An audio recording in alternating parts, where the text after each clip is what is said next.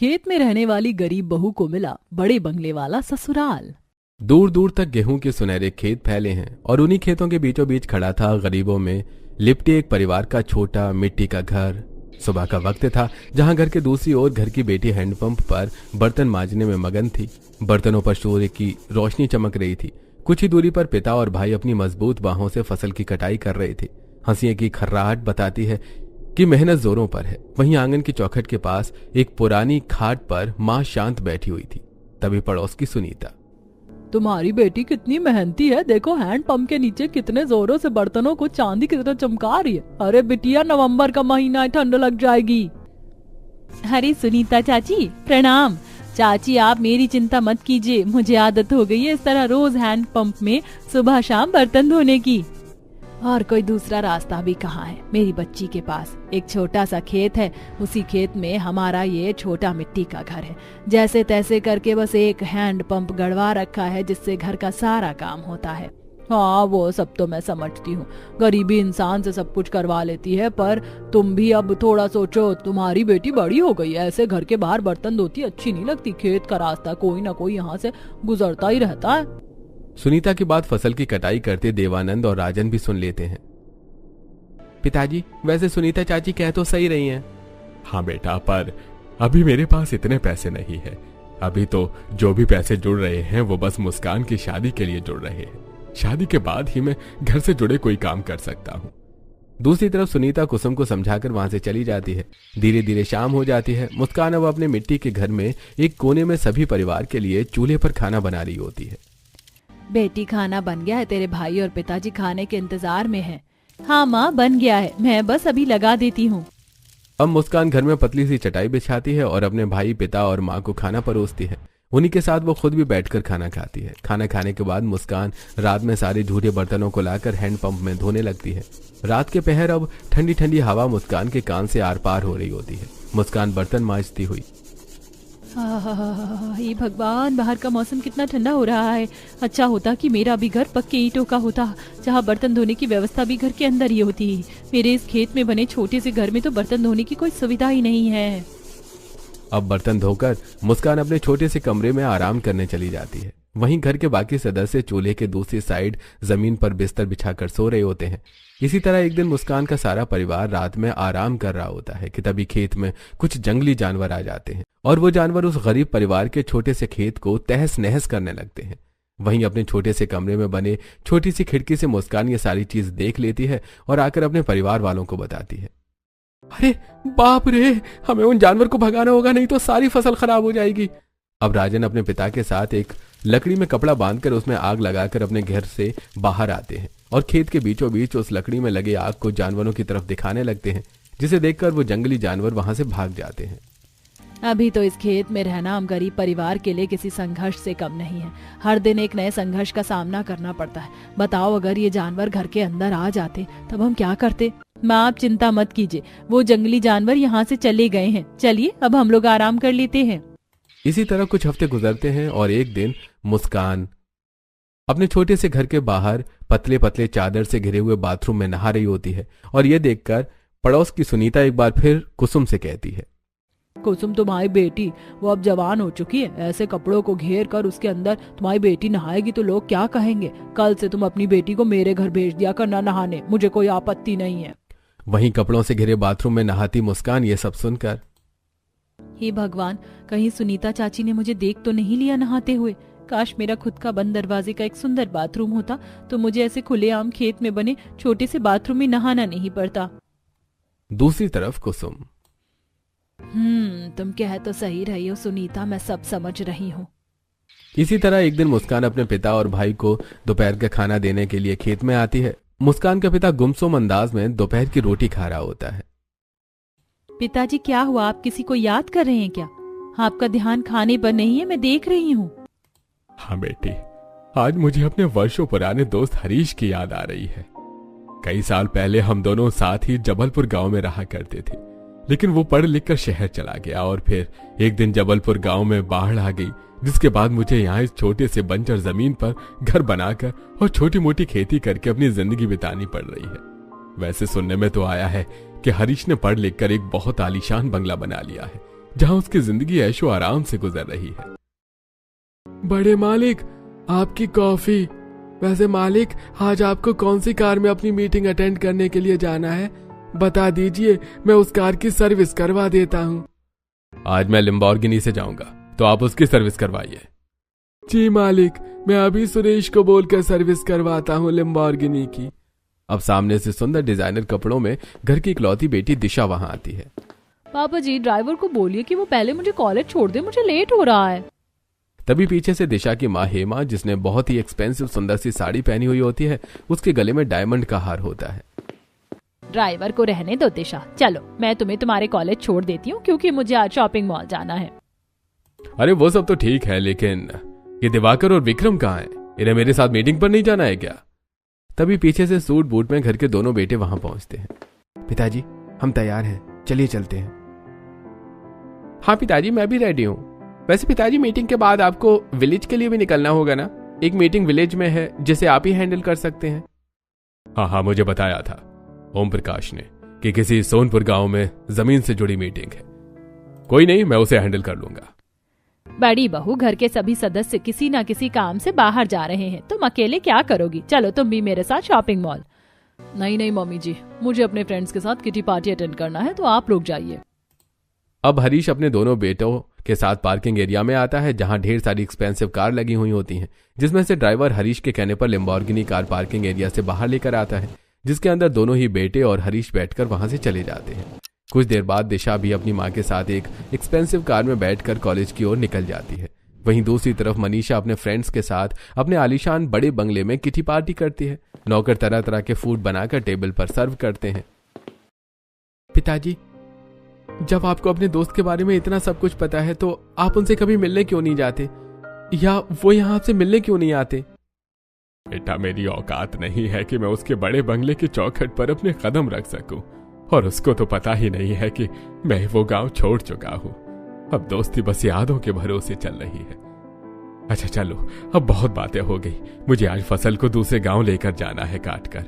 राजन, तुम यहाँ पर थोड़ी बहुत फसल की कटाई करके अपनी बहन के साथ चले आना घर।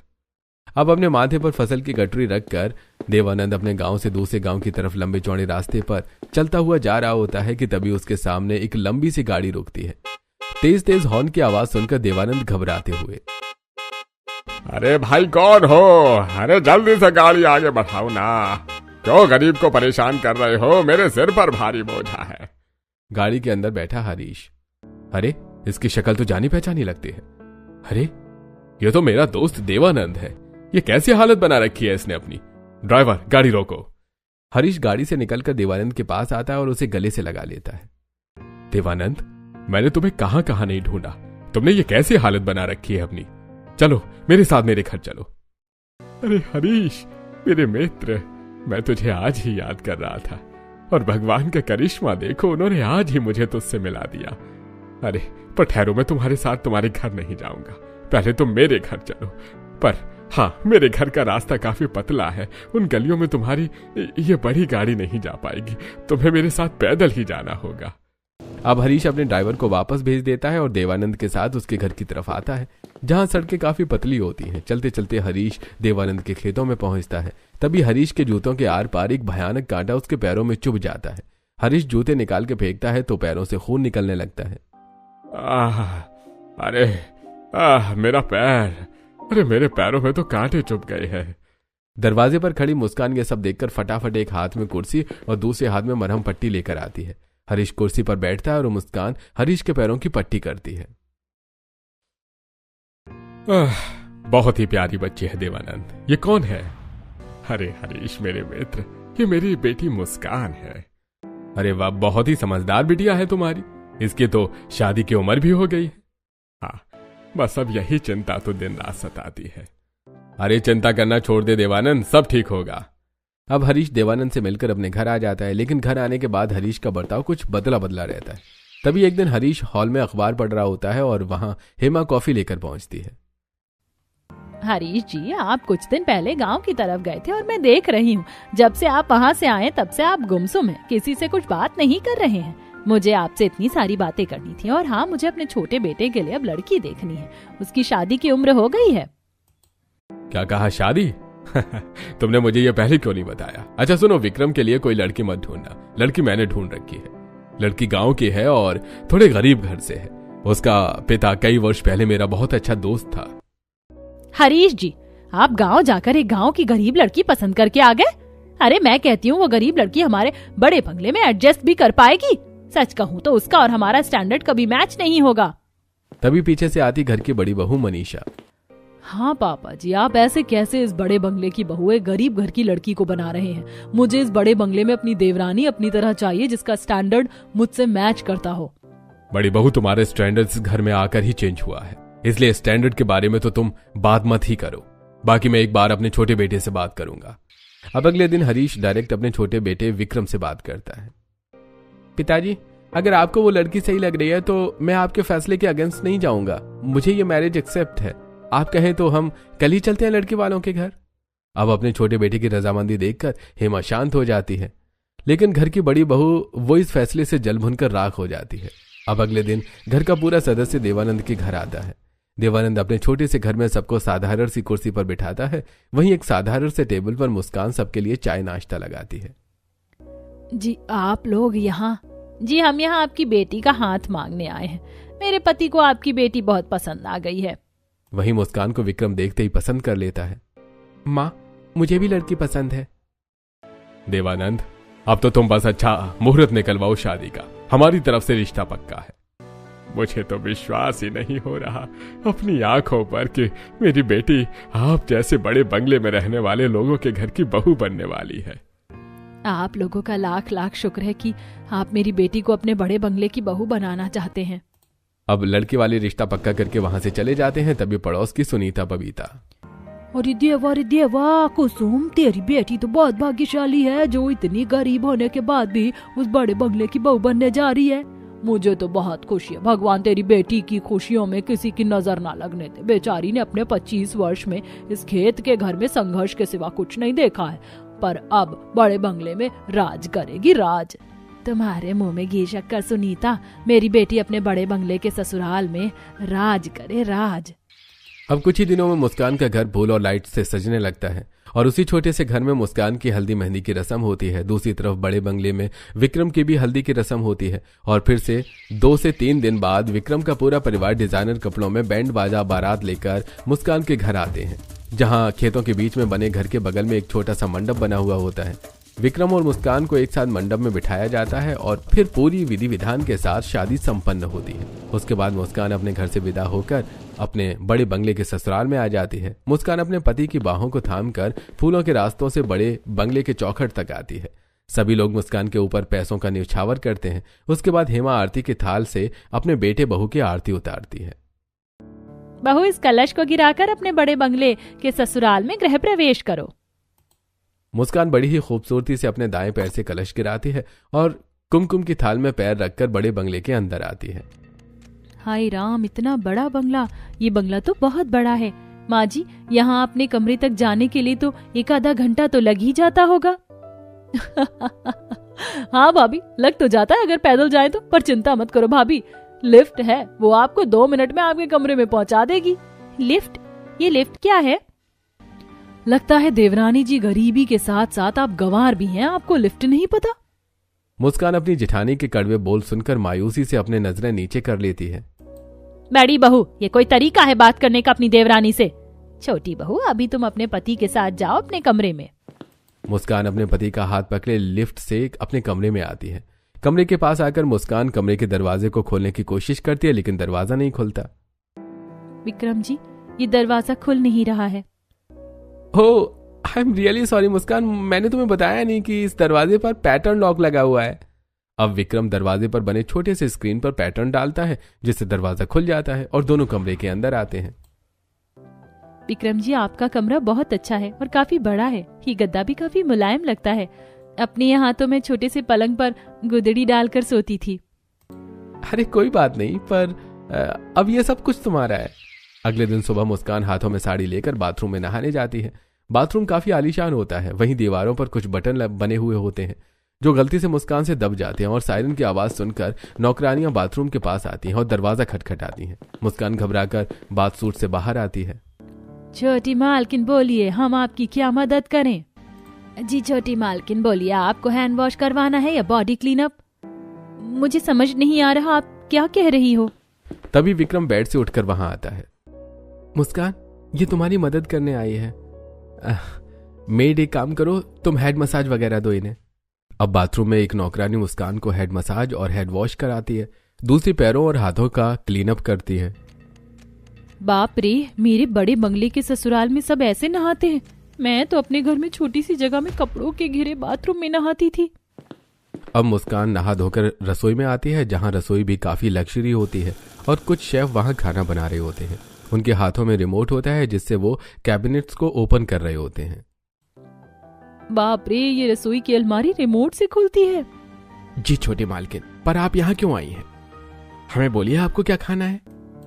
नहीं, आज मैं बनाऊंगी और आप सभी लोग खाइएगा। बस मुझे आप लोगों की थोड़ी थोड़ी मदद चाहिए होगी, क्योंकि मैंने सिर्फ मिट्टी का चूल्हा इस्तेमाल किया है। अब शेफ की मदद से मुस्कान पहली रसोई का खाना बनाती है, जहाँ कुछ बर्तन गंदे हो जाते हैं। अरे बर्तन तो बहुत ज्यादा गंदे हो रहे हैं, इन्हें कहाँ धोना है? कोई सिंक नहीं दिख रहा, इन्हें घर के बाहर धोना है क्या? तभी वहां आती मनीषा हेमा। अरे देवरानी जी, आप यहाँ लगता है नौकरों की मदद कर रही हो। वैसे आपकी पर्सनालिटी है भी नौकरानियों जैसी। बड़ी बहू, चुप करो तुम। छोटी बहू, तुम रसोई में क्या कर रही हो? शेफ हैं तो? माँ जी, वो मैं आप सबको अपने हाथों से कुछ बनाकर खिलाना चाहती थी। चलो ठीक है बहू, बना लो। अब हेमा के जाने के बाद शेफ उन सभी गंदे बर्तनों को डिश वॉशर में धोता है। ये सब देखकर भी मुस्कान हैरान रह जाती है। अब कुछ देर बाद मुस्कान खाना बनाकर सबको खिलाती है। सभी लोग खाना खाकर मुस्कान की बहुत तारीफ करते हैं। अरे खाना तो बहुत अच्छा बना है। शुक्रिया जेठ जी। शुक्रिया नहीं, तुमने पहली बार खाना बनाया है तो कुछ तो देना बनता है। विक्रम अपने हाथ में रखा लाखों का आईफोन मुस्कान के हाथ में देता है। वहीं हेमा अपने हाथों के सोने के कंगन देती है। लो बहू, ये कंगन बड़ी बहू ने तो ये सब किया नहीं था, तुमने किया है तो नेक भी रखो। अरे वाह, भाभी को तो बहुत सारे गिफ्ट मिले। ये गंवार इसके लायक भी है जो इसे ये सब मिल रहा है। अब सबको खाना खिलाने के बाद मुस्कान अपने बड़े बंगले में घूमने लगती है, जहां चारों तरफ आलीशान तस्वीर, गुलदस्ते, फिश एक्वेरियम जैसी चीजें रखी हुई होती हैं। घर में घूमने के बाद मुस्कान घर के बाहर आती है, जहां बहुत बड़ा स्विमिंग पूल होता है। अरे बाप रे, मेरे बड़े बंगले के ससुराल में इतना बड़ा आलीशान स्विमिंग पूल भी है। ऐसा स्विमिंग पूल तो मैंने बस पिक्चरों में देखा था। अब स्विमिंग पूल में थोड़ा समय बिताने के बाद मुस्कान गार्डन एरिया में आती है, जहां रंग बिरंगे फूल, फव्वारा लगे होते हैं, पक्षियां चहचहा रही होते हैं। गार्डन कितना सुंदर है, अच्छी खासी जगह भी है गार्डन में। क्यों ना मैं यहाँ पर थोड़ी बहुत खेती करूँ सब्जियों की। अब बिना किसी देरी के मुस्कान गार्डन में रखे हुए लोहे की खुरपी से गार्डन की मिट्टियों को कुरेदने लगती है, जिससे उसके कपड़े और हाथ गंदे हो जाते हैं। ये सब देखकर घर के नौकर, अरे छोटी मालकिन, ये सब आप क्या कर रही हैं? कुछ नहीं, कुछ हरी सब्जियां उगाने के लिए गार्डन की मिट्टियों को कुरेद रही हूँ। अरे नहीं नहीं, ये सब आपको करने की जरूरत नहीं है छोटी मालकिन। आप इस बड़े बंगले की मालकिन हैं, और वैसे भी इस बड़े बंगले में सब्जियां मॉल से आती हैं। तभी पीछे से आती हेमा मनीषा। देखिए मम्मी जी, बहुत शौक था ना आप सबको खेत में रहने वाली इस गरीब लड़की को बड़े बंगले की बहू बनाने का। देखिए, अब वही लड़की इस बंगले के गार्डन को खेत में बदल रही है। छोटी बहू, ये सब तुम क्या कर रही हो बड़े बंगले में? तुम्हें किसी ने इस तरह की हरकत करते हुए देख लिया तो जानती हो कितनी बड़ी बदनामी होगी मेरी। आसपास के लोग मेरा मजाक बनाएंगे। माँ जी, मैं तो बस हरी भरी सब्जियां उगाने की सोच रही थी। बहू, ये तुम्हारा पीहर नहीं है जहाँ तुम खेत में रहकर सिर्फ खेती करती थी। अपने अंदर अब बदलाव लाओ। तुम अब बड़े बंगले की बहू हो। जी माँ जी। अब मुस्कान निराश होकर वहां से चली जाती है। अब अगले दिन विक्रम अपना और मुस्कान का बाहर डिनर प्लान करता है। घर के लोग ये सुनकर बहुत खुश होते हैं। भाभी, आप पहली बार बड़े बंगले से बाहर कहीं घूमने जा रही हो भैया के साथ। चलो कुछ डिजाइनर वन पीस पहन लो। हाँ मुस्कान, तुम पर अच्छा लगेगा, पहनो ना। जी, मुझे ये सब पहनना नहीं आता। हाँ देवरानी जी, आप जैसी गरीब लड़की को कैसे ही आता होगा ये सब पहनना। बड़ी भाभी, ऐसे मत बोलिए। चलिए छोटी भाभी, मैं सिखाती हूँ आपको। अब दिशा अपने कमरे में मुस्कान को लाकर उसे सुंदर वन पीस ड्रेस पहनाती है और उसका हल्का मेकअप करती है और फिर उसे सबके सामने लाती है।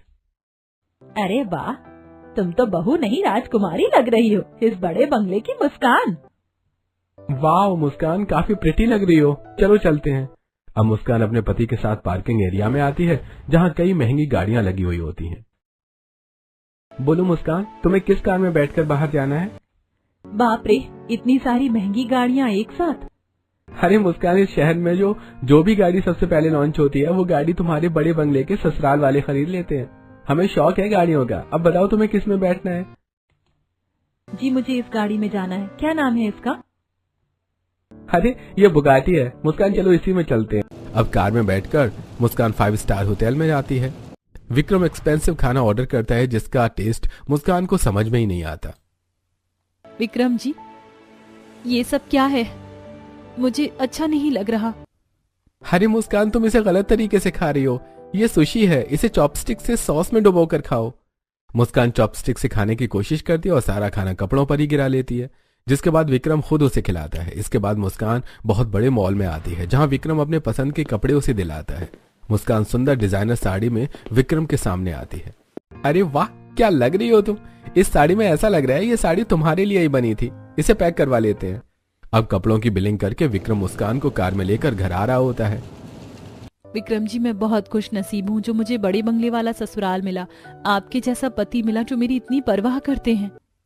अरे तुम सैड क्यों हो रही हो? तुम मुस्कुराती हुई अच्छी लगती हो।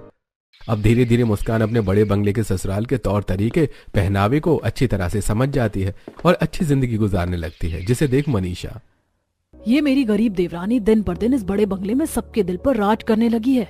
इसे अब मुझे परेशानी में डालना होगा क्योंकि मेरी कड़वी बोली का तो इस पर असर हुआ नहीं। तभी एक दिन जब मुस्कान अपने कमरे में जाती हूँ आज थोड़ा स्विमिंग पूल की तरफ बैठने।